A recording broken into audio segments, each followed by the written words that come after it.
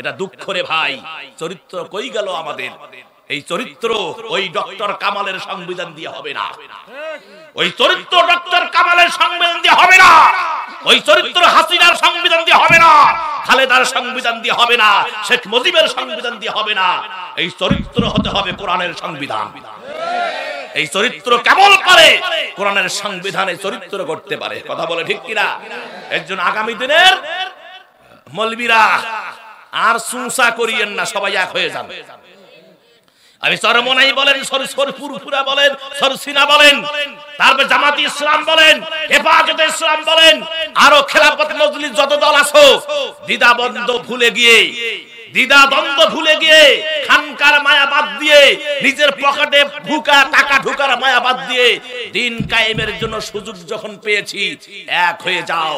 যদি এক হও, আগামীর এই বাংলাদেশ কোরআনের বাংলাদেশ, আগামীর এই বাংলাদেশ ইসলামের বাংলাদেশ, আগামীর এই বাংলাদেশ আমার ভাইয়েরা, আগামীর বাংলাদেশের সংসদ হবে কোরআনের সংসদ। জোরে কোন সুবহানাল্লাহ। সংবিধান হবে কোরআনের সংবিধান। প্রত্যেকটা সেক্টরের মানুষ হবে কোরআনওয়ালা। আমার ভাইয়েরা, হাই কোর্ট চলবে কোরআন দিয়া, সুপ্রিম কোর্ট চলবে কোরআন দিয়া, জজ কোর্ট চলবে কোরআন দিয়া, তারপরে জুডিশিয়াল ম্যাজিস্ট্রেট কোর্ট চলবে কোরআন দিয়া, ডিসি অফিস চলবে কোরআন দিয়া, এসপি অফিস চলবে কোরআন দিয়া। কারা কারা রাজি? দুহাত তুলে দেখান।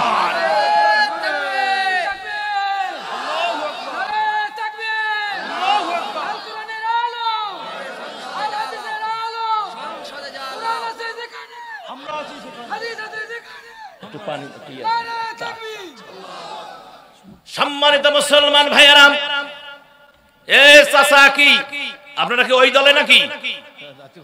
যারা উঠবে বুঝবেন ওই দলের। এখনো বাংলাদেশে ওই দলের লোক আছে, এখনো কোরআন বিরোধীরা এখনো আনাচে কানাচে ঘোরাঘুরি করতেছে। কথা কোন ঠিক কিনা? এদেরকে আর ছাড় দেওয়া যায় না। যদি তোমরা এবার লাঠি তোলো, আমরাও লাঠি তুলবো।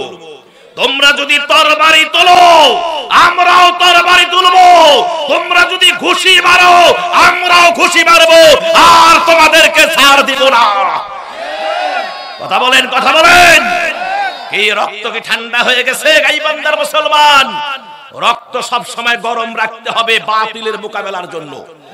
প্রস্তুত থাকতে হবে 100% বাতিলকে মোকাবেলা করার জন্য। কথা বলে ঠিক কিনা? এজন্য বলবো, সমস্ত আলেম ওলামা এক হয়ে যান, আর দ্বিধাদ্বন্দ্ব নয়।